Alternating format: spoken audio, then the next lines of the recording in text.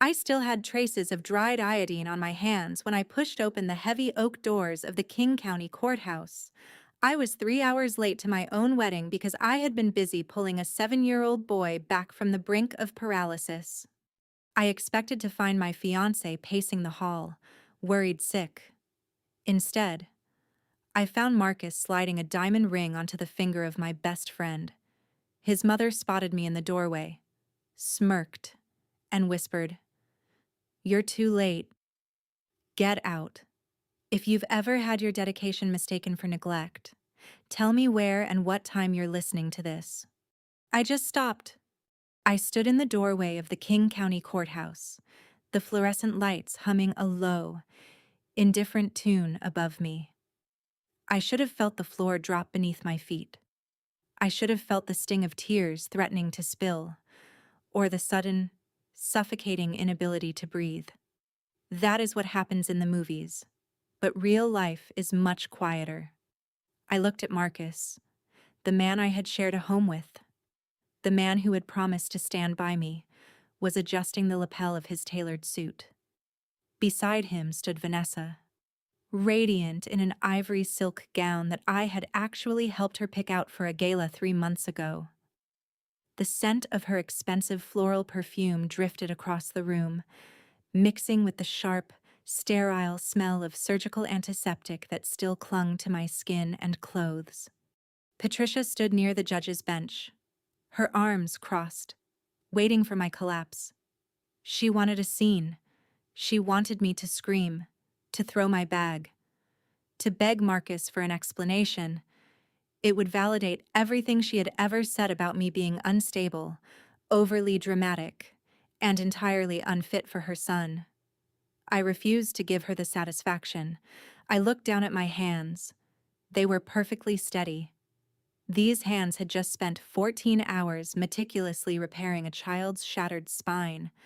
They did not shake in the operating room, and they certainly were not going to shake for Marcus. Vanessa took a small step back, her high heels clicking on the marble floor. She looked down, suddenly incredibly interested in her bouquet of white roses.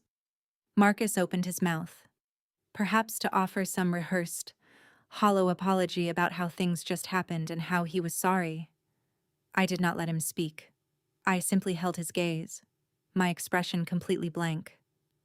The silence in the room stretched, thick and suffocating, wrapping around them like a tight coil. The judge cleared his throat, looking everywhere but at me. I took one last look at the three of them, a trinity of betrayal, perfectly staged in a room meant for justice. I did not yell. I did not curse. I turned on the heel of my paper shoe covers and walked out. The heavy wooden doors swung shut behind me, sealing them inside their own elaborate lie. The sound echoed down the empty corridor, cutting off 3 years of my life. I walked past the security guard, who gave me a look of deep, uncomfortable pity. I didn't need it. I pushed through the front exit, the cool Seattle drizzle hitting my face. I reached into the pocket of my scrubs to pull out my car keys. As my fingers brushed the cold metal, my phone vibrated. It was a single, sharp buzz. I pulled it out and looked at the screen. A high-priority banking alert. I pressed the notification. The screen loaded slowly, 14 hours before everything collapsed. My pager broke the silence of the night. It was midnight, the very beginning of what was supposed to be my wedding day. I was sitting at the kitchen island, finalizing the seating chart for a modest reception dinner. Marcus was asleep in the master bedroom. The harsh beep of the pager made my pulse spike. I recognized the emergency code from Harborview Medical Center instantly. Level 1, pediatric trauma. I called the attending desk on my way to the closet. The voice on the other end was tense, stripped of any professional pleasantries. A 7-year-old boy named Leo had been pulled from the wreckage of a multi-car collision on Interstate 5.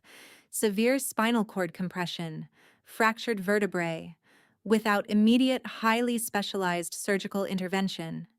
He would be paralyzed from the neck down for the rest of his life.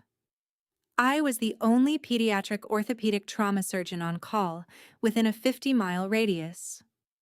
I walked into the bedroom and flipped on the bedside lamp. Marcus groaned, pulling the duvet over his head.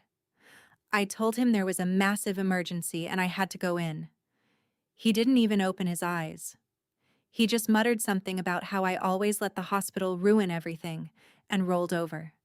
I changed into fresh scrubs, grabbed my badge, and drove through the rain-slicked streets of Seattle. When I arrived at the trauma bay, the chaos was deafening, but the moment I saw Leo, everything else faded away. He was so small, lost among the tangle of tubes, monitors, and frantic nurses. His parents were outside in the waiting area, clutching each other, their faces pale with a terror I knew all too well. I scrubbed in. The operating room is the only place in the world where the noise of life completely stops for me. Under the glaring surgical lights, there is no Marcus. There is no Patricia making passive-aggressive comments. There is only the steady rhythm of the ventilator and the fragile, intricate puzzle of human anatomy. The procedure was supposed to take 6 hours. It took 14. Leo's spinal column was a minefield of bone fragments. Every millimeter of movement required absolute, uncompromising precision. My shoulders ached. My eyes burned. But I did not step away from the table.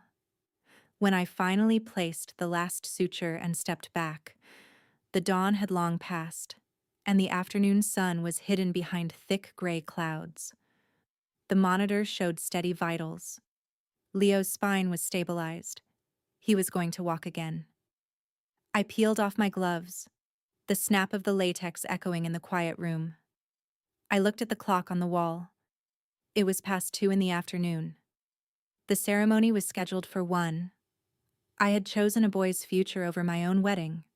I saved a life.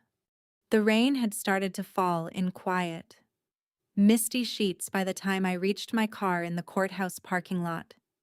I sat in the driver's seat, the engine off, the air inside the cabin turning cold. The notification on my phone screen glowed brightly in the dim light. It was an automated alert from my primary banking institution, flagging a massive, unusual withdrawal. I unlocked the phone, my thumb hovering over the banking app icon. The rational part of my brain, the part that analyzes trauma scans and calculates risks, was already bracing for an impact. I logged in. The screen loaded, and the numbers materialized. My shared savings account, a fund I had meticulously built over 4 years, strictly designated for a down payment on a house, showed a balance of exactly zero. $145,000 gone. I stared at the digital display, the digits blurring slightly before my eyes. The money was not just missing, it had been actively routed out of the account. I clicked on the transaction history, my breath catching in my throat. The transfer had been initiated and cleared 2 days ago, right around the time Marcus had told me he was finalizing the catering deposits for our reception. I looked at the recipient line. It did not say anything about a title company or a real estate escrow. The funds had been wired to a newly registered corporate entity. The name on the electronic transfer receipt was Vance and Reed Holdings. Vance and Reed. Marcus Vance. Vanessa Reed. The realization hit me not with a wave of sorrow, but with the sharp, breathtaking force of a physical blow. This was not a sudden crime of passion. This was not a moment of weakness where a groom panicked and ran off with a bridesmaid. This was a calculated, methodical extraction. They had not just stolen my fiancé and my best friend. They had liquidated my future.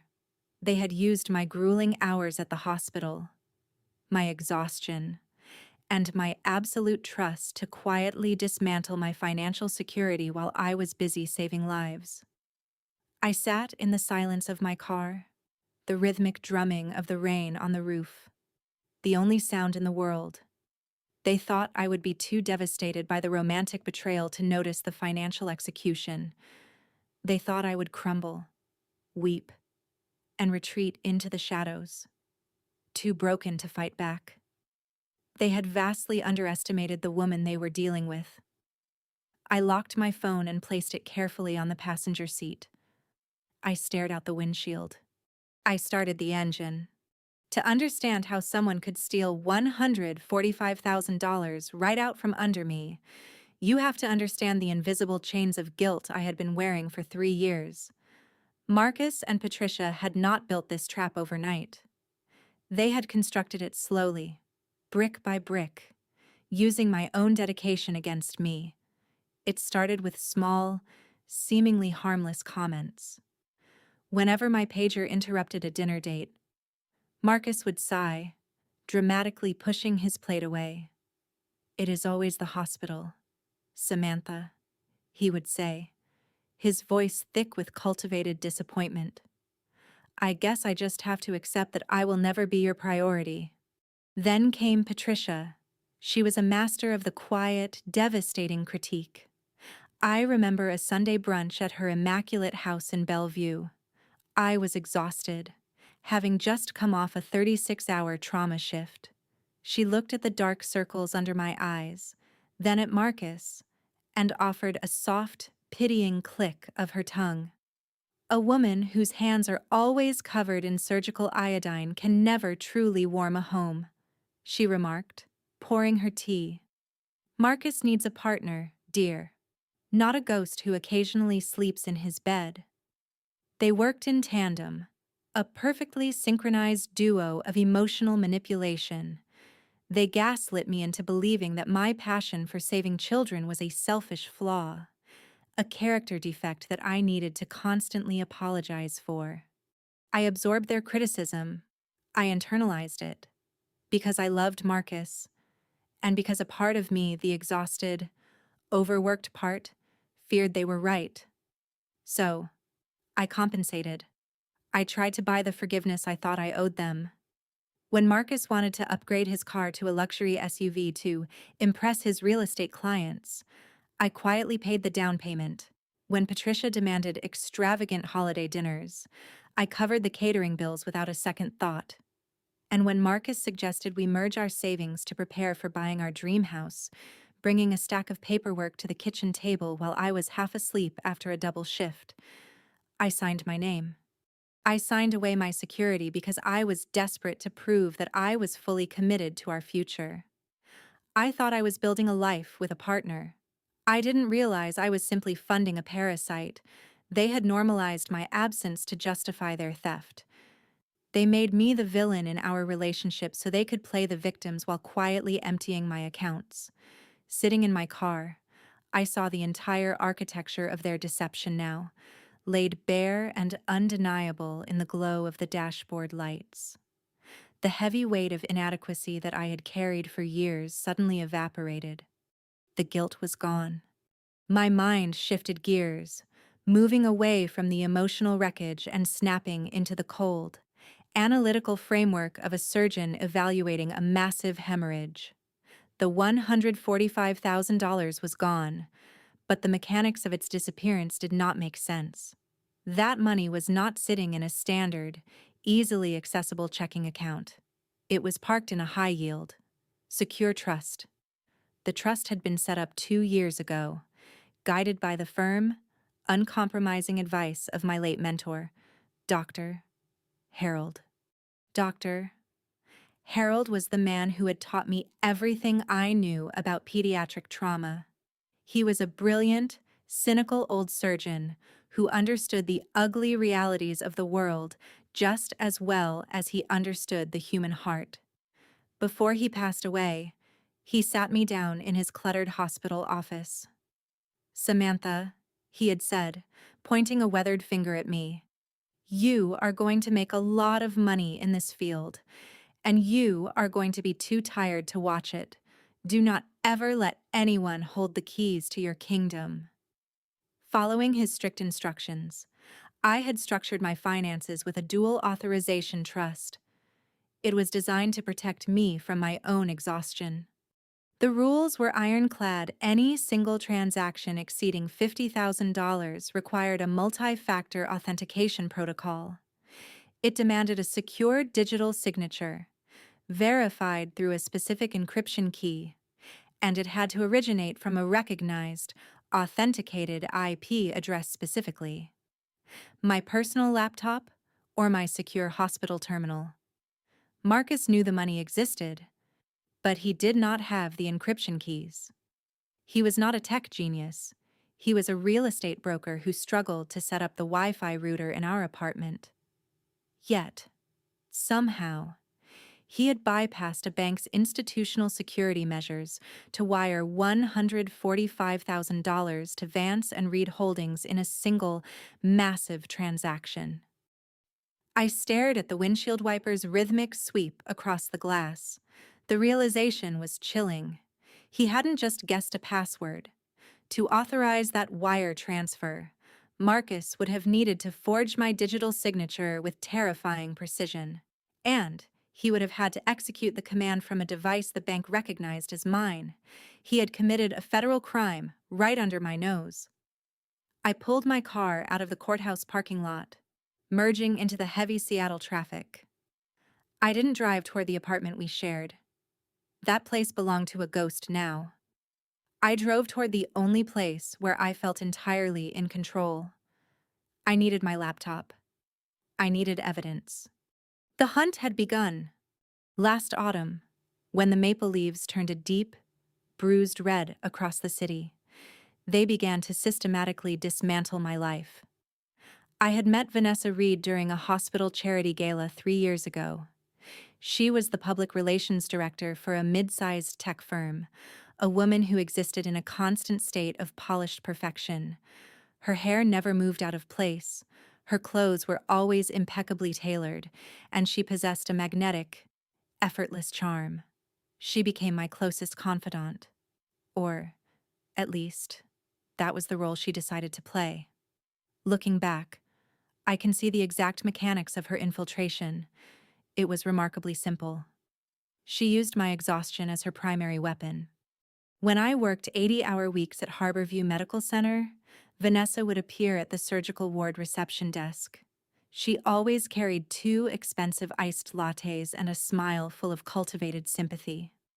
She would hold my hand, look deep into my eyes, and tell me how incredibly proud she was of my life-saving work. She called me a hero. Then, she would casually mention that Marcus must be feeling so terribly lonely in that massive apartment all by himself. She offered to keep him company. She offered to be the bridge between my demanding career and his fragile ego. I thanked her. I actually thanked her for caring so much about us. As the wedding planning escalated, my schedule grew increasingly suffocating. I missed the caterer tasting because of a multi-vehicle pileup on the interstate. I missed the floral arrangement meeting due to a complicated pelvic fracture surgery that kept me in the operating room until dawn. Vanessa stepped in effortlessly. She offered to accompany Marcus to the jeweler's to pick up our wedding bands, insisting that I needed to go home and sleep. She told me to rest. She promised she would handle all the meticulous details. I trusted her completely. I thought I was lucky to have a friend who understood the brutal demands of pediatric trauma surgery. I did not realize she was not helping me plan my wedding. She was planning her own. Vanessa was a woman entirely devoid of personal substance. She did not build things. She acquired them. She looked at the life I had worked for, the respected career, the handsome fiancé, the substantial savings account, and decided it would look much better on her. She played the role of the ever-present, attentive woman, standing in stark contrast to the chronically absent, exhausted surgeon. She offered Marcus the superficial adoration he desperately craved, while I offered him the financial stability they both required to maintain their illusions of grandeur. They were a perfect match. 2 parasites finding absolute synergy. I was completely blind. The human brain is a fascinating organ. When subjected to severe trauma, it can block out pain to ensure survival. but when presented with a pattern of logical discrepancies, it works relentlessly to solve the puzzle. Driving through the gray Seattle afternoon, the puzzle pieces finally snapped together with absolute clarity. The scheduling overlaps were not coincidences. They were a carefully orchestrated strategy. I thought about the past 4 months. My on-call shifts had doubled. I had assumed it was due to a staff shortage in the pediatric trauma wing.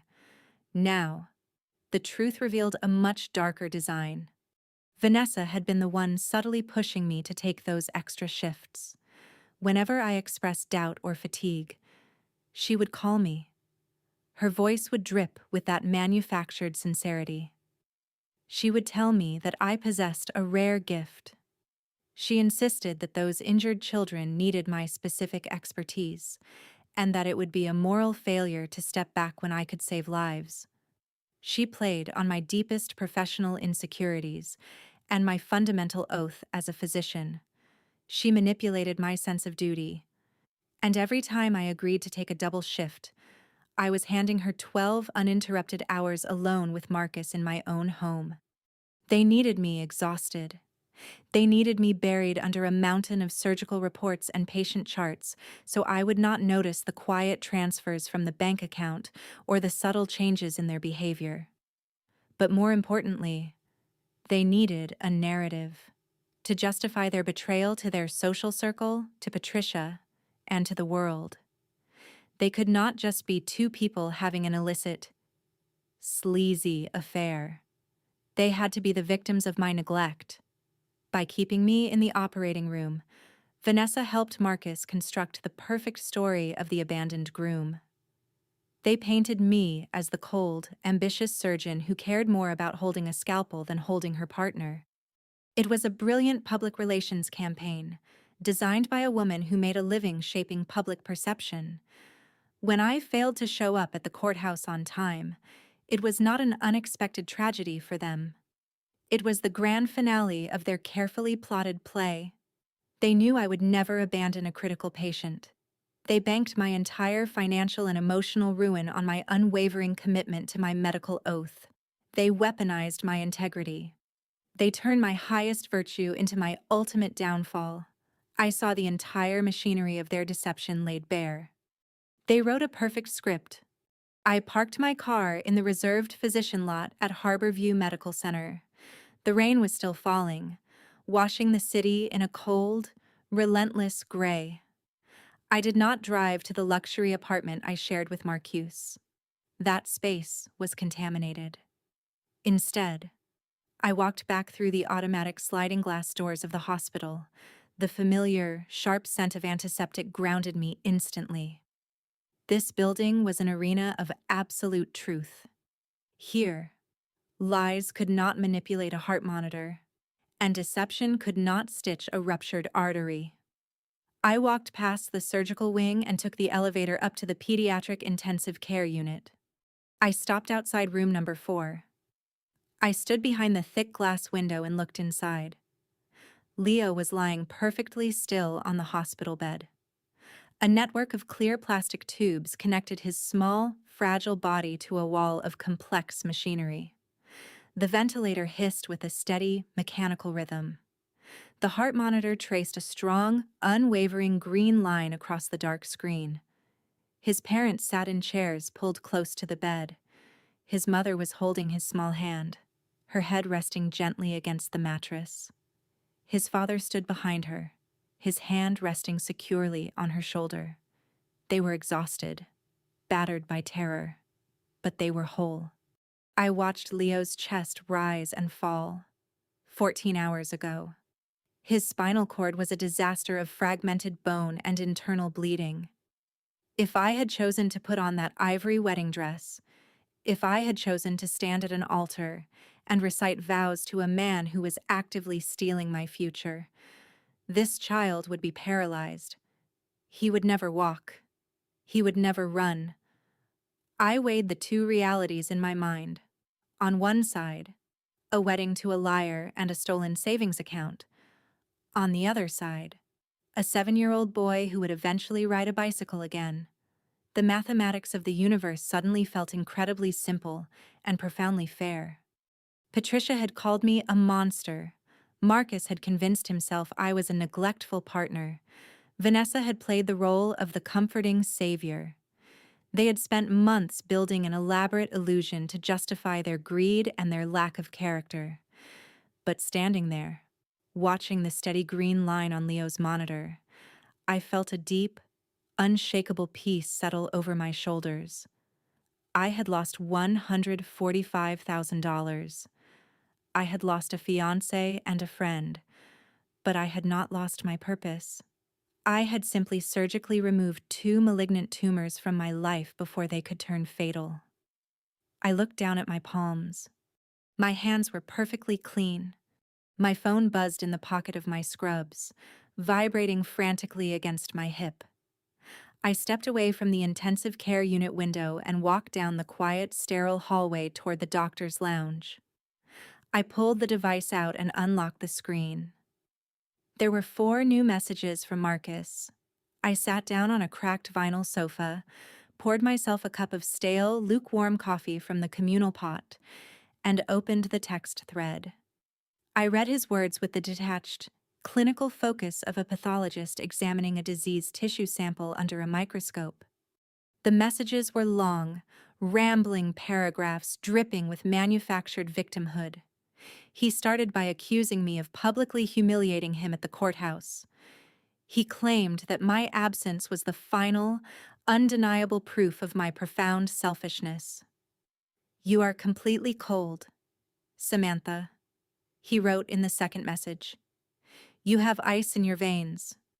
You care more about playing God in an operating room than you do about the people who actually try to love you. I had to find warmth somewhere else. Vanessa understands me in ways you never even tried to." He was building his defense file, creating a digital paper trail of his own absurd justifications. The final message was the true objective of his sudden communication. "Since you have made your priorities perfectly clear, there is no reason for us to share a living space. Vanessa and I will be leaving for our honeymoon in Hawaii tonight. I expect you to have all of your personal belongings moved out of the apartment by the time we return next Sunday. Leave your keys on the kitchen counter." He was attempting to evict me from the home we had leased together, a home where I paid exactly half the rent and covered the entirety of the utility bills. He was trying to establish absolute dominance over the situation. A lesser woman might have typed a furious response. A lesser woman might have called him, screaming into the receiver, demanding explanations for the stolen money, and begging for a dramatic confrontation. But I did not feel rage. I felt a cold, calculating clarity. Every word he typed was a testament to his arrogance and his profound stupidity. He was handing me written evidence of his state of mind, his lack of remorse, and his immediate travel plans. I did not type a single letter in response. I did not send a question mark. I did not block his number. Instead, I simply pressed the buttons on my phone to capture the screen. I documented the disease. Grief is an incredibly inefficient emotion. It consumes vast amounts of energy and yields zero practical results. I did not have the luxury of grief. I had a grueling surgical schedule, a stolen savings account, and exactly 7 days to execute a flawless extraction from my former life. Marcus and Vanessa were currently flying over the Pacific Ocean, sipping complimentary champagne and celebrating their successful heist. They assumed I would spend the week weeping on the living room floor, surrounded by broken picture frames and empty wine bottles. They expected a devastating emotional mess. I gave them a surgical strike instead. The next morning, after completing my early rounds and checking on Leo's recovery, I hired a premium moving company. I met them at the luxury apartment in the early afternoon. The space smelled faintly of Marcus's heavy cologne and Vanessa's floral perfume. It was a lingering, offensive odor. I directed the movers with precise, unwavering instructions. I did not pause to hold old photographs to my chest. I did not linger over the expensive espresso machine we had bought together for our first anniversary. If it belonged to me, it went into a heavy cardboard box.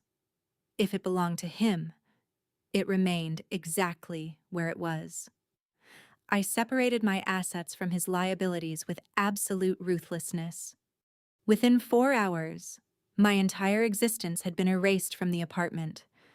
I packed my clothing, my medical textbooks, and my personal documents. I left his ridiculous modern art prints hanging on the walls and his tailored designer suits untouched in the closet. I did not leave a dramatic, tear-stained letter on the kitchen island. I did not smash his expensive television or pour industrial bleach on his imported rugs.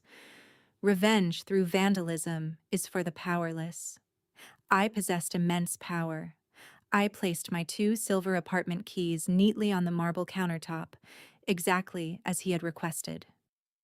The click of the door locking behind me was the sound of absolute finality. I directed the movers to place my belongings into a secure, climate-controlled storage facility downtown. I then checked into a long-term business suite at a hotel located exactly 3 blocks from Harborview Medical Center. The room was sterile, quiet, and devoid of any emotional history. It was a perfect blank slate. I unpacked my surgical scrubs, hung up my white coats, and placed my laptop on the small wooden desk facing the window. The city lights of Seattle glittered below me in the cold evening rain. I sat in the silent room, breathing in the quiet, unfiltered air. I left no trace. The next morning, the heavy Seattle rain had subsided into a persistent, freezing drizzle. I walked into the main branch of my bank in the financial district, entirely bypassing the long line for the standard tellers. I approached the reception desk and requested an immediate, private meeting with the branch manager. 10 minutes later, I was sitting in a plush leather chair inside a glass-walled office, watching a man in a pristine gray suit tap nervously on his keyboard. His brow furrowed deeper with every keystroke as he reviewed my account history on his dual monitors. The silence in the room was thick with unspoken tension. He excused himself to a secure printer and returned with a thick stack of transactional statements, pushing them across the polished mahogany desk. He explained, with a distinct tremor in his voice, that the entire balance of $145,000 had been authorized for a wire transfer late last Thursday evening. I asked to see the routing details. The destination was not a title escrow account. It was not a down payment for the residential property Marcus and I had been touring for 6 months. It was a commercial business account. The money had been injected directly as seed capital into a newly formed corporate entity. I picked up the printed statement. The paper felt heavy, loaded with 3 years of my uncompensated overtime, missed holidays, and exhausted weekends.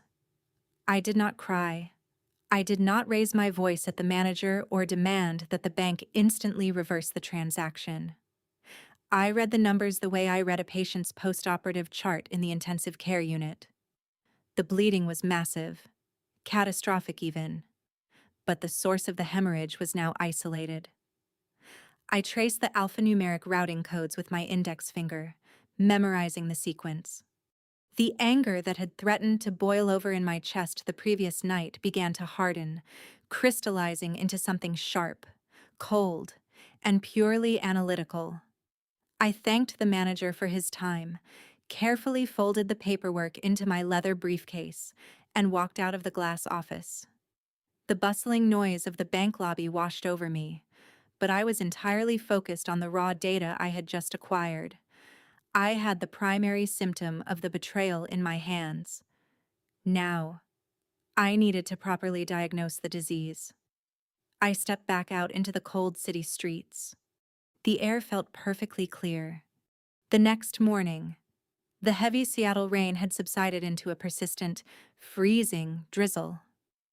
I walked into the main branch of my bank in the financial district, entirely bypassing the long line for the standard tellers. I approached the reception desk and requested an immediate, private meeting with the branch manager. 10 minutes later, I was sitting in a plush leather chair inside a glass-walled office, watching a man in a pristine gray suit tap nervously on his keyboard. His brow furrowed deeper with every keystroke as he reviewed my account history on his dual monitors. The silence in the room was thick with an unspoken, heavy tension. He excused himself to a secure printer and returned with a thick stack of transactional statements, pushing them across the polished mahogany desk. He explained, with a distinct tremor in his professional voice, that the entire balance of $145,000 had been authorized for a wire transfer late last Thursday evening. I asked to see the exact routing details. The destination was not a title escrow account. It was not a down payment for the residential property Marcus and I had been touring for 6 months. It was a commercial business account. The money had been injected directly as seed capital into a newly formed corporate entity. I picked up the printed statement. The paper felt heavy, physically loaded with 3 years of my uncompensated overtime, missed holidays, and exhausted weekends. I did not cry. I did not raise my voice at the manager or demand that the bank instantly reverse the transaction.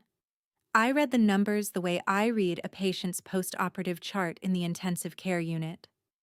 The financial bleeding was massive, catastrophic even, but the source of the hemorrhage was now definitively isolated. I traced the alphanumeric routing codes with my index finger, memorizing the sequence of the receiving bank. The anger that had threatened to boil over in my chest the previous night began to fundamentally change its chemical structure. It hardened, crystallizing into something sharp, cold, and purely analytical.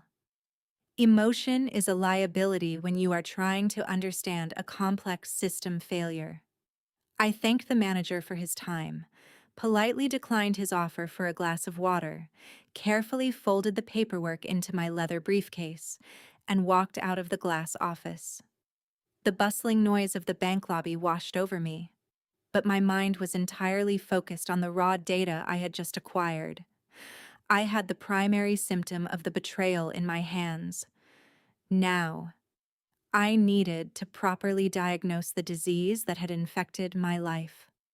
I stepped back out into the cold city streets, adjusting my coat against the damp wind. The air felt perfectly clear.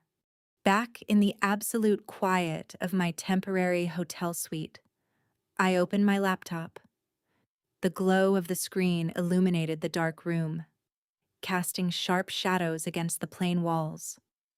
I navigated to the Washington State Department of Revenue business database. I typed in the routing information and the name attached to the commercial account that had received my money. The search engine spun for a fraction of a second before presenting the official public records. Vance and Reed, Holdings Limited Liability Company. I clicked on the formation documents, downloading the high-resolution PDF file. The filing date was the most revealing piece of data in the entire document.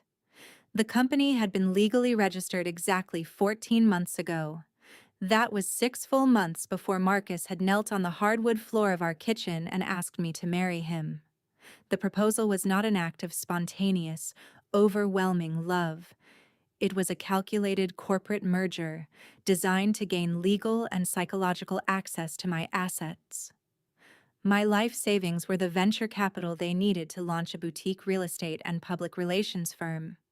They had planned this financial extraction with terrifying patience and discipline, but as I stared at the screen, analyzing their corporate structure, the clinical part of my brain caught on a glaring, fundamental anomaly.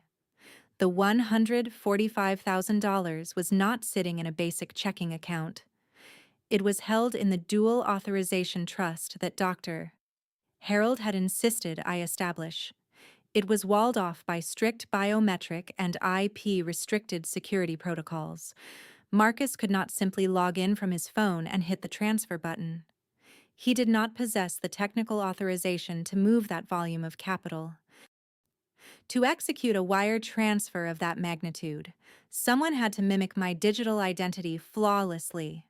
They had to forge a highly secure electronic signature, and the request had to originate from an IP address that the banking system recognized as my secure network.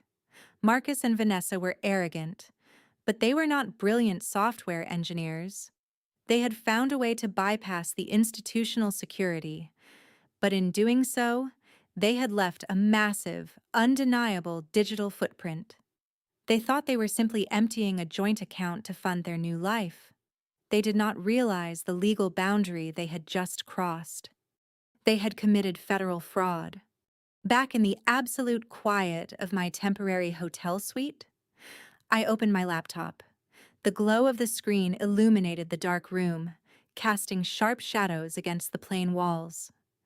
I navigated to the Washington State Department of Revenue business database. I typed in the routing information and the exact name attached to the commercial account that had received my money. The search engine spun for a fraction of a second before presenting the official public records. Vance and Reed Holdings Limited Liability Company. I clicked on the formation documents, downloading the high-resolution PDF file to my desktop. The filing date was the most revealing piece of data in the entire document. The company had been legally registered exactly 14 months ago. That was 6 full months before Marcus had knelt on the hardwood floor of our kitchen and asked me to marry him. The proposal was not an act of spontaneous, overwhelming love. It was a calculated corporate merger, a long-term strategy designed to gain legal and psychological access to my assets. My life savings were the venture capital they needed to launch a boutique real estate and public relations firm. They had planned this financial extraction with terrifying patience and discipline. But as I stared at the screen, analyzing their corporate structure, the clinical part of my brain caught on a glaring, fundamental anomaly. The $145,000 was not sitting in a basic checking account. It was held in the dual authorization trust that Dr. Harold had insisted I establish. It was walled off by strict biometric and IP-restricted security protocols. Marcus could not simply log in from his phone and hit the transfer button. He did not possess the technical authorization or the secondary passcodes to move that volume of capital. To execute a wire transfer of that magnitude, someone had to mimic my digital identity flawlessly. They had to forge a highly secure electronic signature, and the request had to originate from an IP address that the banking system recognized as my secure personal network. Marcus and Vanessa were exceptionally arrogant, but they were not brilliant software engineers. They had found a way to bypass the institutional security. But in doing so, they had left a massive, undeniable digital footprint in the bank's mainframe. They thought they were simply emptying a joint account to fund their new, glamorous life together. They did not realize the massive legal boundary they had just arrogantly crossed. They had committed federal fraud. 7 days later, the Hawaiian honeymoon ended. Marcus and Vanessa returned to Seattle, descending from the clouds to officially resume their stolen life.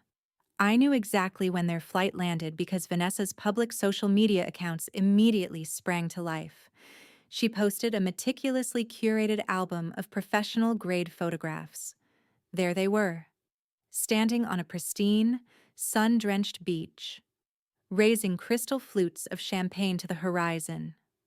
Her caption was a long, nauseatingly philosophical essay about finding true love in unexpected places and the profound importance of having a partner who is always present.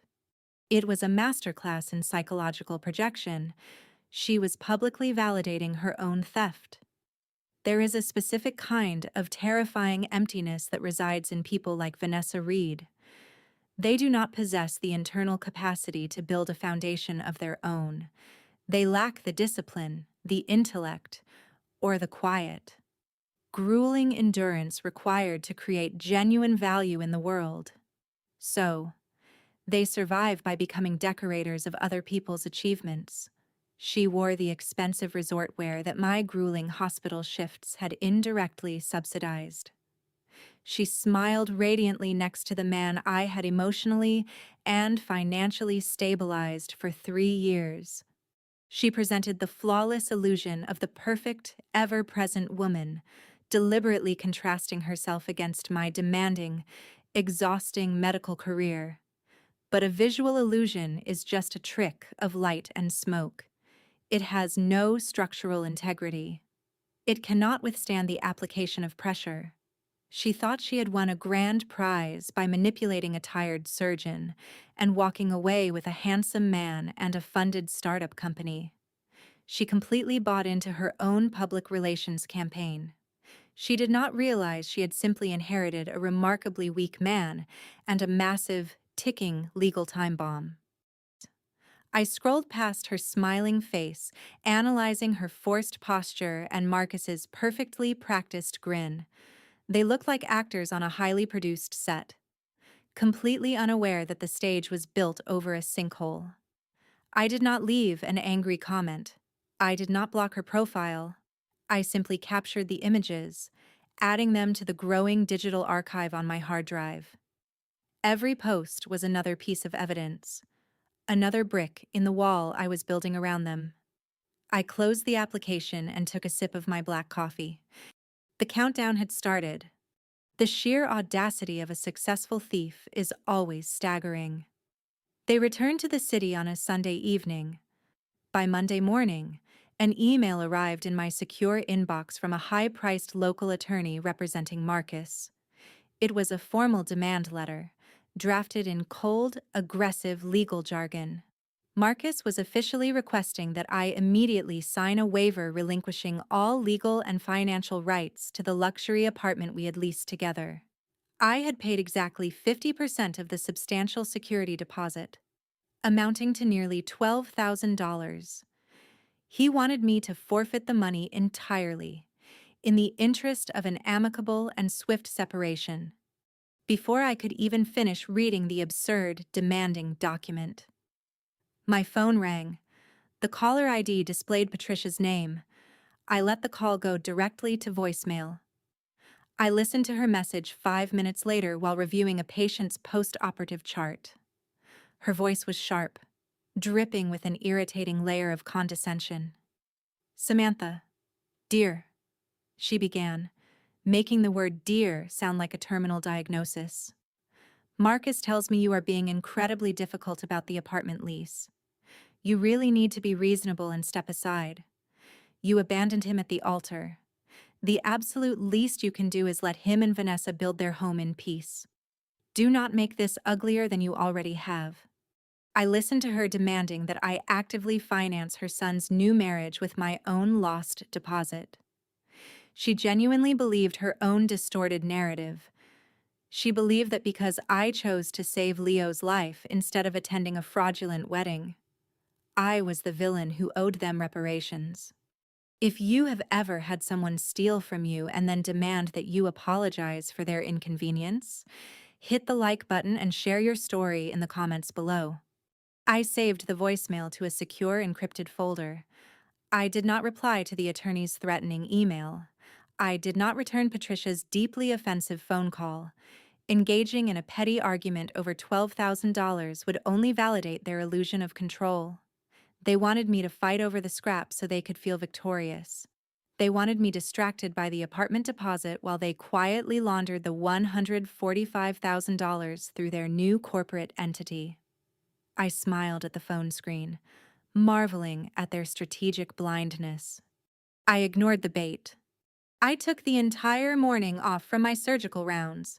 I dressed in a sharp, tailored black suit, pulled my hair back into a severe, immaculate bun, and drove to the federal building in downtown Seattle. I bypassed the civil litigation firms entirely. When a financial crime involves forged digital signatures and crosses electronic banking networks, it is no longer a simple domestic dispute over a broken engagement. It is a federal matter. I walked through the heavy security scanners, rode the elevator to the designated floor, and walked into the offices of the Financial Crimes Unit. I asked the receptionist for the specific contact I had rigorously researched the night before. Special Agent David Sterling emerged from the back offices. He was a man in his late 50s, with thinning gray hair, immaculate posture, and the tired, highly perceptive eyes of someone who had spent decades watching people lie about money. His office was remarkably neat, completely devoid of personal photographs or unnecessary decorations. I sat across from him in a stiff leather chair and slid a thick, meticulously organized manila envelope across the desk. The envelope contained the bank statements, the formation documents for Vance and Reed Holdings, the strict security parameters of Dr. Harold's dual authorization trust, and the certified timeline of my surgical shifts at Harborview Medical Center. Agent Sterling did not offer empty pleasantries. He put on his reading glasses and opened the envelope. He spent 20 full minutes reviewing the documents, flipping the pages with methodical precision. He cross-referenced the timestamps on the wire transfer with the surgical logs. I watched his expression shift. The initial look of polite, bureaucratic patience vanished completely. It was replaced by the sharp, highly focused intensity of an apex predator catching a distinct scent. He traced the routing numbers with his pen, his eyes narrowing at the forged authorization codes. He looked up at me, taking off his glasses and folding them on the desk. He did not see a heartbroken, jilted bride. He saw a highly credible witness to a sophisticated felony. He leaned forward, tapping the bank statement with his index finger. "They made a mistake," he said quietly. Special Agent David Sterling did not speak immediately. He laid the documents out across his immaculate desk, organizing them into precise, chronological columns. He placed the formation paperwork for Vance and Reed Holdings next to the bank's digital authorization logs. Then, he leaned back in his chair and looked at me. His expression was no longer that of a bored federal employee taking a standard domestic complaint. He looked like an engineer who had just found the critical structural flaw in a collapsing bridge. "Dr. Hayes," Sterling began, his voice low and incredibly steady. "Your mentor, Dr. Harold, set up a remarkably robust security protocol for this trust. The bank requires dual-factor authentication for any outbound transfer exceeding $50,000. It requires a specific biometric digital signature, and it must originate from an authenticated IP address." He tapped the bank's security log with a silver pen. This log shows that the transaction was initiated at 11:45 p.m. last Thursday. The IP address matches the wireless router in the apartment you shared with Mr. Vance. I nodded slowly. I was in the middle of a massive pediatric trauma surgery at 11:45 p.m. last Thursday. I have the hospital operating room logs in that file to prove it. My hands were literally inside a patient. "Exactly," Sterling said, a sharp, dangerous smile playing at the corners of his mouth. "Which means someone sitting in your apartment accessed your secure portal. But the IP address is only half the lock. The second half is your biometric digital signature. The encryption key resides exclusively on your personal laptop." He pushed a printed page toward me. It was a technical diagnostic from the bank's fraud department. "Mr. Vance didn't just guess your password, Dr. Hayes. According to these digital footprints, a remote access mirroring software was installed on your hard drive 3 weeks ago." The realization washed over me like a bucket of ice water. While I was sleeping after grueling 40-hour shifts, or while I was out saving lives, Marcus had been inside my computer. He had installed spyware. He had meticulously copied my digital keystrokes, harvested my secure encryption keys, and bypassed the biometric safeguards. It was an incredibly intimate violation. He had not just walked into a bank and lied to a teller. He had surgically invaded my digital identity to bypass a firewall built by a dead man who had explicitly warned me to protect myself. He had sat in our living room, likely drinking a glass of the expensive wine I had purchased, and methodically stripped away my entire financial future. He did it while Vanessa was likely texting him, coordinating the launch of their shiny new public relations firm. They had used my own secure network to facilitate the theft, arrogant enough to believe that my exhaustion would keep me blind to the mechanics of their crime. They thought I would simply look at a zero balance and dissolve into a puddle of hysterical, uncomprehending tears. Sterling watched my face closely, likely assessing my emotional stability. I did not flinch. I did not gasp. The betrayal was absolute, but the evidence was beautiful. The trap was set. Do you understand what we are looking at here, Doctor? Hayes? Agent Sterling asked, folding his hands together on the desk. I looked at the documents. I am looking at a man who broke into my computer to steal $145,000 from a heavily guarded trust. I replied, my voice completely devoid of any tremor. Sterling nodded, tapping the file once more. In a standard domestic separation, courts viewed joint accounts as communal property.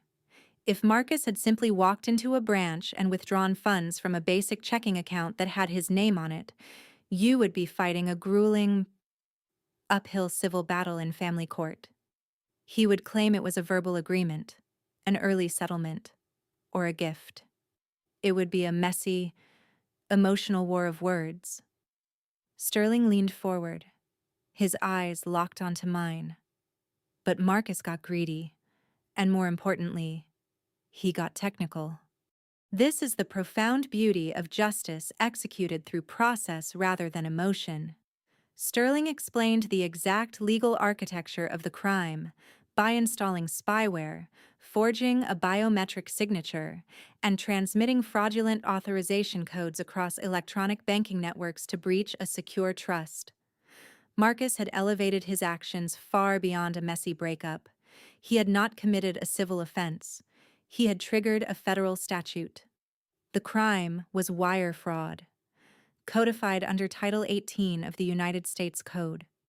Every time fraudulent data crosses a state line or a secure banking server via electronic means, it becomes a federal issue. Sterling explained smoothly, the penalty for a single count of federal wire fraud affecting a financial institution can carry up to 30 years in federal prison. He didn't just steal from you, Dr. Hayes. He lied to the federal banking system. He actively defrauded a federally insured institution using a counterfeit digital identity. The sheer weight of the legal reality settled perfectly onto my shoulders. Marcus and Vanessa had built an entire corporate brand on the illusion of success. They had curated an aesthetic of wealth and power, believing they had outsmarted a tired, overly dedicated surgeon. They genuinely thought they were untouchable because they had framed the narrative around my absence. But the federal government does not care about your wedding photos. The federal government does not care if your mother thinks your fiancé works too much. The federal government only cares about the immutable, unforgiving data in a server log. If you believe true karma is served with a court subpoena, keep listening. Sterling stood up and walked over to a secure filing cabinet. He pulled out a fresh, heavily embossed federal folder. I need you to sign a formal sworn statement, he said, placing a pen on the desk. Once you sign this, the investigation goes entirely active. Warrants will be drafted. We will seize the corporate accounts of Vance and Reed Holdings. I picked up the pen. My hand was as steady as it was when holding a scalpel. I signed my name precisely on the dotted line. The machine engaged. 3 days later, my phone finally rang with a call I had been anticipating. It was the high-priced attorney Marcus had hired. The man's voice was slick, heavily polished, and entirely dismissive. He informed me that his clients were graciously willing to meet with me to finalize the release of the apartment deposit. He suggested we handle this quickly, quietly, and like adults. I agreed to meet them at his downtown office at 2 o'clock that afternoon. I told him I would be bringing a consultant to help me review the paperwork. He chuckled, assuming I was bringing some inexpensive paralegal to argue over the scraps. The law firm occupied the top floor of a sleek glass skyscraper. The waiting area was an intimidating expanse of white marble and minimalist leather furniture, designed explicitly to make opposing parties feel small and powerless. I walked out of the elevator precisely at 2 o'clock. I wore a tailored charcoal blazer, my hair pulled back into a severe, immaculate twist. I did not look like a woman who had been left at the courthouse 10 days prior. I looked like an executive arriving for a hostile takeover. Beside me walked David Sterling. He was dressed in a plain, unassuming gray suit. He carried no briefcase, only a slim, unmarked folder tucked under his arm. He looked entirely forgettable, which was exactly the point. The receptionist led us into a massive glass-walled conference room. Marcus, Vanessa, and Patricia were already seated at the long mahogany table. The visual contrast was almost comical. Vanessa was dressed in a designer silk blouse, a heavy diamond tennis bracelet flashing on her wrist jewelry, undoubtedly purchased with the stolen seed capital. Marcus wore a bespoke navy suit, leaning back in his chair with an aura of arrogant, unearned victory. Patricia sat next to them, her chin raised, wearing an expression of smug, maternal triumph. They looked like royalty waiting to accept the surrender of a defeated peasant. Marcus's lawyer, a man with overly whitened teeth and an expensive watch, stood up. He did not bother to introduce himself to Sterling, simply assuming the older man was a minor administrative assistant. The lawyer slid a thick stack of stapled documents across the polished wood toward me. "Dr. Hayes," he said smoothly, "we appreciate you being reasonable. If you sign the waiver on page 4, relinquishing your claim to the $12,000 deposit, Mr. Vance is prepared to completely absolve you of any remaining utility obligations. A clean break." Marcus smiled, a soft, condescending expression of pity. Vanessa looked down at her manicured nails, pretending to be bored by the tedious administrative details of ruining my life. Patricia let out a quiet, performative sigh, leaning forward slightly to watch my ultimate humiliation. They had summoned me to this glass tower to force me to properly bow out of their narrative. They wanted the signature as a final trophy. I did not touch the pen. I let the silence stretch. In an operating room, silence is the ultimate indicator of control. When the surgeon stops speaking, the entire surgical team holds its breath, waiting for the next precise movement. I applied the exact same principle to the conference room. I looked at the lawyer, then at Patricia, then at Vanessa, and finally at Marcus. I did not display a shred of anger. My face was a mask of cold, unreadable calm. I reached into my leather tote bag and pulled out a stack of papers. They were not legal waivers. They were the authenticated bank statements from the Dual Authorization Trust. "I am not here to discuss a $12,000 rental deposit," I said. My voice was low, perfectly modulated, and chillingly even. I slid the first statement across the table. It landed exactly in the center, perfectly aligned.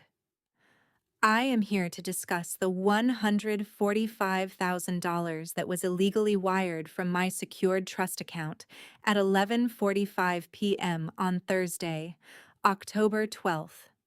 Marcus's condescending smile faltered, freezing into a rigid, awkward grimace. Vanessa's head snapped up, her eyes locking onto the document on the table. The lawyer frowned. reaching out to pull the statement toward him. I did not stop. I slid the second document across the table. It was the corporate formation filing for Vance and Reed Holdings. I am also here to discuss the fact that this exact sum of stolen money was deposited directly into a commercial business account registered to a limited liability company owned by Marcus Vance and Vanessa Reed. Samantha, what is this nonsense? Patricia snapped, her voice shrill and indignant. Are you really going to throw a hysterical fit over a joint savings account? Marcus had every right to that money for the wedding expenses you ruined. I did not even look at Patricia. I kept my eyes entirely focused on Marcus. It was not a joint account, I stated clearly. It was a dual authorization trust. It required a specific biometric digital signature and an IP verification protocol to release any funds exceeding $50,000. Security protocols that I did not execute. I laid the final document on the table, the hospital's certified badge logs, because at exactly 11:45 p.m. on that Thursday, I was actively performing a spinal fusion on a pediatric trauma patient inside operating room 4 at Harborview Medical Center. The temperature in the room plummeted. The lawyer's eyes darted frantically across the papers, his professional arrogance instantly evaporating as his trained legal mind processed the terrifying implications of the data. He realized, in a span of 5 seconds, that his client had lied to him. Vanessa's face lost all its color, the expensive bronzer suddenly looking like a ridiculous mask over a terrified ghost. Marcus gripped the edge of the mahogany table, his knuckles turning stark white. He opened his mouth, desperately searching for a lie that could cover a digital footprint. He found nothing. Marcus finally managed to force a weak, dismissive laugh. It sounded like a dry branch snapping in an empty room. This is ridiculous.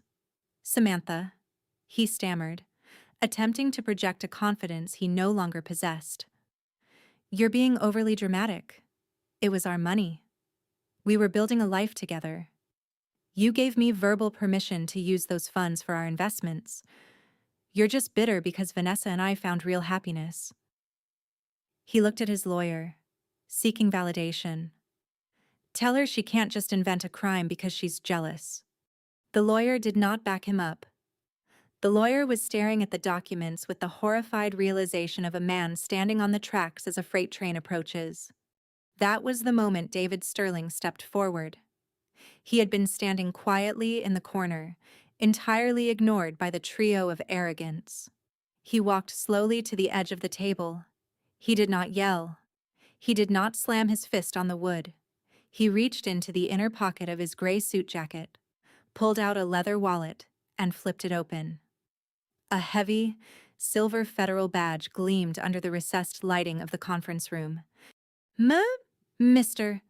Vance, Sterling said, his voice carrying the immense, crushing weight of federal authority. I am Special Agent David Sterling with the Financial Crimes Unit. Doctor, Hayes is not inventing a crime. She is serving as the primary witness in an active federal investigation. Patricia let out a sharp, strangled gasp, clutching the collar of her expensive blouse. Vanessa dropped her designer pen. It clattered loudly against the hardwood floor and rolled away under the table. She stared at the silver badge as if it were a venomous snake. Marcus's jaw went completely slack. The color drained from his face so fast it was almost a medical marvel to witness. Federal, Marcus whispered, the word barely escaping his throat. Yes, federal. Sterling replied smoothly. You see, Mr. Vance, when you install keylogging software on a physician's laptop, forge an encrypted digital signature, and bypass institutional firewalls to transfer $145,000, you are not having a domestic dispute. You are committing wire fraud under Title 18 of the United States Code. It is a felony. Furthermore, transferring those stolen funds into a corporate entity crosses the threshold into money laundering. Sterling turned his gaze toward Vanessa. She flinched, shrinking back into her leather chair. Ms. Reed, as a listed co-founder and primary beneficiary of Vance and Reed Holdings, you are currently an accessory to a federal crime. The FBI has already frozen your corporate accounts. Your assets are currently being seized pending a full forensic audit. The illusion of their perfect, highly curated life completely shattered in front of my eyes. The slick real estate broker and the polished public relations director were suddenly reduced to two terrified, pathetic criminals facing decades in a federal penitentiary. They had built an entire empire on my exhaustion, assuming I was too weak to notice. They were wrong. The room was absolutely silent. The sudden introduction of a federal felony charge into the immaculate conference room acted like a chemical solvent, instantly dissolving the polished veneer of their alliance. There is no loyalty among thieves when the consequences involve federal sentencing guidelines. I sat perfectly still in my leather chair, watching the psychological collapse unfold with the clinical detachment of a scientist observing a volatile chemical reaction. Marcus's handsome, arrogant face contorted into an expression of sheer, unadulterated terror. He looked at Agent Sterling, then at his lawyer, desperately searching for a lifeline that no longer existed. When he realized his lawyer was stepping back, physically distancing himself from the table, Marcus's survival instinct kicked in. It was an incredibly ugly thing to witness. He spun around and pointed a trembling finger directly at Vanessa. "This was her idea," he shouted, his voice cracking, completely losing its smooth, practiced cadence. "She needed the seed capital for the commercial lease on the PR firm. She told me we had to move the money immediately to secure the office space. She said you wouldn't mind because you were never around anyway." Vanessa gasped, her meticulously applied makeup suddenly looking like a fragile mask cracking under immense pressure. The illusion of the supportive, ever-present partner shattered into 1,000 jagged pieces. "Are you insane?" she shrieked, her voice echoing shrilly off the glass walls. "You told me it was a joint account. You told me you had full authorization to use it. I didn't hack into her computer." "Marcus, that was your IP address. You were the one sitting in the apartment while she was at the hospital." Patricia stood up, her hands shaking as she gripped the edge of the mahogany table. She tried to insert herself into the chaos, still desperately clinging to the maternal delusion that her son was the victim of circumstances. "Now listen here, both of you," Patricia stammered, her face flushed a dark, angry red. "Marcus is a good man. He just made a poor administrative decision under stress. Vanessa, you manipulated him into this business venture." Vanessa turned her wrath onto Patricia with the speed of a striking viper. "Shut up, Patricia. Your son is a fraud who couldn't afford his own lifestyle without draining his fiancé's trust fund. Stop pretending he is some innocent victim." They tore into each other, exchanging vicious accusations and exposing the rotten foundation of their entire relationship. They had built their romance on a shared narrative of my supposed inadequacy. But the moment the federal government introduced the reality of prison time, they turned into feral animals trapped in a cage. I did not interrupt them. I did not raise my voice to defend myself against their past grievances. I simply sat beside Agent Sterling and watched the grand illusion of their perfect, highly curated life burn to the ground. They were doing the work of destroying each other far better than I ever could. The fire consumed them. The chaotic shouting match was abruptly silenced by the sharp, authoritative sound of a hand slamming against the mahogany table. Marcus's lawyer, who had been quietly calculating his liability for the past 5 minutes, stood up straight. He opened a slim folder he had kept reserved by his side. A sudden, desperate spark of hope ignited in Marcus's eyes. The lawyer cleared his throat, attempting to salvage some fraction of professional dignity in front of a federal agent. "Agent Sterling, let us not rush toward federal indictments just yet." the lawyer said, his voice smooth, but lacking its previous absolute certainty. My client may have bypassed a firewall, which is a civil breach of the bank's terms of service, but we have documented proof that Dr. Hayes consented to the transfer. He slid a printed email across the table toward Sterling. This email was sent from Dr. Hayes's personal account to Mr. Vance on October 12th at 11:42 p.m. It explicitly states, "I authorize you to move the funds for the business investment. There is no wire fraud if there is documented consent." Marcus let out a loud, shuddering breath of relief.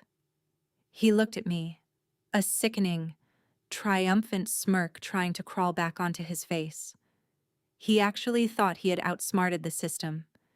He thought a fabricated email sent from my compromised laptop would serve as an impenetrable legal shield. He had manufactured a false counterattack, assuming the digital timestamp would be the final, unquestionable word. I did not blink. I did not show a single trace of panic. I looked at the printed email, noting the timestamp of 11:42 p.m. Then, I calmly reached into my leather tote bag and retrieved a heavy, bound document bearing the official red-embossed seal of Harborview Medical Center. I placed it directly on top of his forged email. "That is a very interesting digital timestamp," I said, my voice completely flat and echoing clearly in the quiet room. "However, the physical reality of the situation contradicts your electronic evidence." I tapped the red seal. "This is the official, unalterable biometric badge log for the surgical wing at Harborview. At exactly 11:42 p.m. on October 12th, I was scrubbed into operating room 4. Both of my hands were sterilized and actively working inside the open chest cavity of a 7-year-old trauma patient. I looked directly into the lawyer's widening eyes. "I have the attending anesthesiologist and 4 surgical nurses who will testify under oath that I did not touch a computer, a phone, or a keyboard during that hour."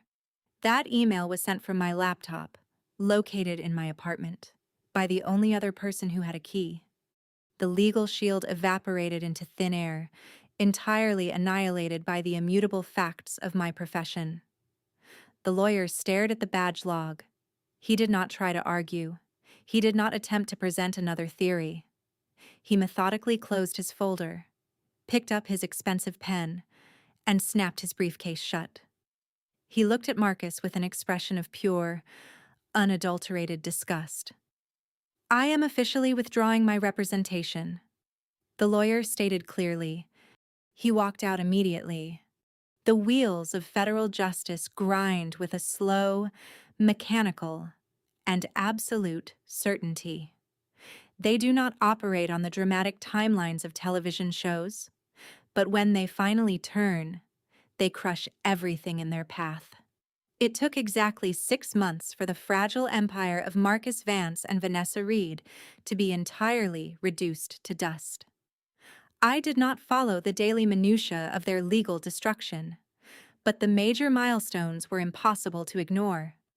The financial audit conducted by Agent Sterling's unit was swift and merciless. Vance and Reed Holdings was liquidated by federal marshals within the first 60 days. The sleek, modern office space they had leased in a premium downtown high-rise was emptied. The designer furniture auctioned off to cover a fraction of their mounting legal debts. The investors they had desperately tried to court following their grand wedding quickly pulled their backing, running far away from the stench of a federal money laundering indictment. The grand illusion they had sold to their social circle collapsed entirely, leaving them exposed and financially ruined. Faced with a mountain of irrefutable digital evidence and my airtight hospital alibi, Marcus and Vanessa both eventually pled guilty to federal wire fraud. The terms of their plea agreements were brutal. They were mandated to pay full restitution of the $145,000, plus an additional sum in severe federal financial penalties. Their high-profile, glamorous marriage dissolved exactly as one would expect a relationship built on stolen capital to end. They filed for a highly contested, vicious divorce less than 6 months after standing together in that courthouse.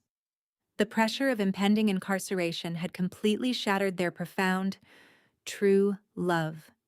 Patricia Vance did not escape the blast radius of her son's arrogance.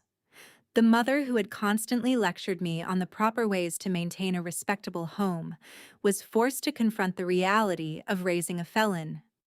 To help cover Marcus's exorbitant defense fees after his first lawyer quit, she had to sell her cherished, immaculate luxury SUV. She quietly resigned from her various social committees, unable to face the whispered gossip and the judgmental stares of her wealthy peers. Her condescension had finally met a reality she could not manipulate or explain away. I did not feel sorry for any of them. I also did not feel a grand, overwhelming sense of triumph. Watching people destroy their own lives is not a cause for celebration. It is simply a confirmation of their character. I had surgically removed a massive infection from my life, and the post-operative results were exactly as I had predicted. The toxic tissue had been excised, and the healthy surrounding areas were finally allowed to breathe and heal. I received the final wire transfer from the Federal Restitution Fund on a quiet Tuesday afternoon, closing the ledger on that chapter of my life forever. The balance was restored. The transition from chronic chaos to absolute peace is a profound physical experience. Once the legal proceedings concluded and the stolen funds were securely returned to a newly fortified trust, I began the process of designing my actual life. I did not return to the sterile hotel suite, nor did I look for another mid-sized apartment to share with a partner. I utilized a portion of my recovered savings and my substantial surgeon salary to lease a beautiful, expansive penthouse apartment overlooking the deep, dark waters of Puget Sound. The space featured floor-to-ceiling windows, high exposed ceilings, and a massive kitchen that I never had to defend my right to use. It smelled of sea salt, fresh rain, and the expensive roasted coffee I brewed every morning. There were no passive-aggressive sighs when my pager went off. There were no quiet judgments about my unpredictable hours. I shared the massive space with only one other living being, a 3-year-old, overly affectionate golden retriever named Barnaby, whom I had adopted from a local shelter. Barnaby possessed a terrible habit of stealing my slippers, but he was entirely transparent in his intentions. He was an excellent upgrade. One Sunday morning, while I was sitting on the balcony wrapped in a thick wool blanket, watching the ferries glide across the Sound, my phone chimed softly. It was a text message from an unknown number. I opened it and read the block of text. It was from Elena, Vanessa's younger sister. She was the one who, months ago, had quietly confirmed the timeline of Vanessa and Marcus's affair when I was building my initial timeline. The message was long, hesitant, and profoundly sad. Dr. Hayes, Elena wrote, I know I have no right to contact you, but I wanted to personally apologize for what my sister and Marcus did. It was horrific, and witnessing the fallout has been devastating for our family. You were always incredibly kind to me, and you did not deserve any of this. I hope you are finding peace. I read the message twice, listening to the rhythmic sound of the waves crashing against the distant docks. A year ago, a message like this might have triggered a wave of bitter resentment or a desire to recount every agonizing detail of the betrayal. Now, I felt nothing but a quiet, steady compassion for a young woman caught in the collateral damage of someone else's greed. Not everyone connected to a toxic person is inherently toxic themselves. I typed a short, graceful reply, thanking her for her kindness and wishing her well, before permanently deleting the conversation thread. I set my phone face down on the glass table. I breathed in deeply. The true measure of a person is not found in how they dismantle their enemies, but in what they choose to build with the pieces left behind. The restitution money I recovered from Marcus and Vanessa was substantial, but I no longer viewed it simply as a down payment for a house. It was capital that had survived a war, and it needed to be deployed towards something with actual, enduring structural integrity. I collaborated with the hospital administration and the board of directors at Harborview Medical Center to establish a specialized initiative. On a bright, crisp afternoon in early spring, I stood in the main lobby of the pediatric wing. The space was filled with bright balloons, hospital staff, and local community leaders. We were officially cutting the ribbon on the Leo Foundation for Pediatric Trauma Recovery. The fund was designed to provide comprehensive, long-term physical therapy and specialized mobility equipment for children whose families could not afford the devastating costs of catastrophic injury rehabilitation. I had provided the foundational seed money, transforming the funds that were meant to build a fraudulent PR firm into an engine for actual, measurable healing. I stood behind the podium, delivering a brief, composed speech about the profound resilience of the human body and the critical importance of post-operative care. I did not mention the betrayal that had funded the initiative.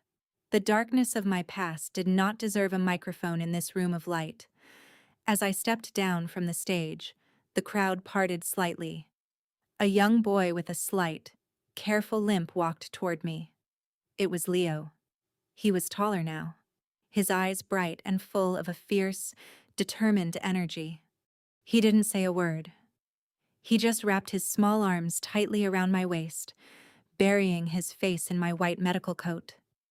His mother stood a few feet away, wiping tears from her eyes, nodding her silent, overwhelming gratitude.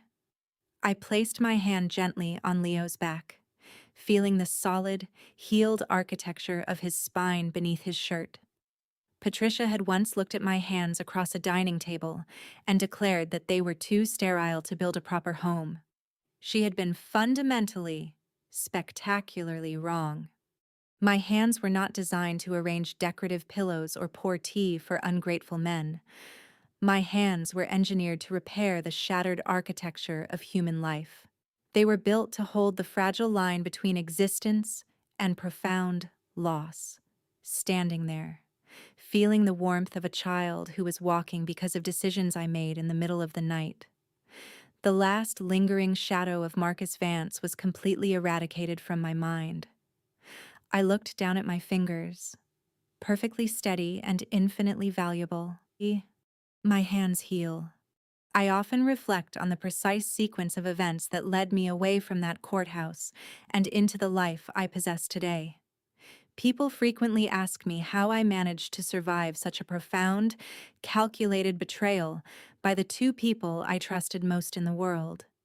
They expect a story of deep, agonizing depression, followed by a dramatic, tear-filled journey of self-discovery. They want the messy, cinematic version of grief. I tell them the truth, which is far less dramatic and infinitely more powerful. I survived because I refused to accept their definition of my worth. Marcus and Vanessa needed me to be a negligent, obsessed career woman to justify their own moral bankruptcy. Patricia needed me to be a failure to maintain her illusion of maternal superiority. They constructed an entire reality based on my supposed flaws. If I had stayed in that dynamic, if I had compromised my career to continually appease their endless demands, I would have eventually become the hollow, exhausted shell they desperately wanted me to be. By stealing my money and forcing the ultimate confrontation, they inadvertently handed me the key to my own absolute liberation. I do not hold on to anger. Anger is a tether that keeps you connected to the people who hurt you. I simply view them as a highly educational, temporary complication in the broader trajectory of my life. They taught me the critical importance of guarding my energy, protecting my assets, and never apologizing for my dedication. I saved a child's life on the exact day my romantic future completely imploded. I would make that same decision again, every single time, without a fraction of a second of hesitation. That single, immutable fact tells me everything I will ever need to know about who I actually am. The hospital is not my master. It is my arena. My work is not a barrier to intimacy. It is the ultimate expression of my humanity. Your true value isn't defined by those who exploit your light, but by the lives you illuminate.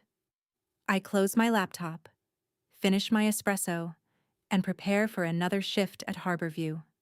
The city is awake, the monitors are humming, and I am exactly where I am supposed to be. If this story reminded you to protect your peace and never apologize for your dedication, share it with someone who needs to hear this today, and subscribe for more stories of quiet victory.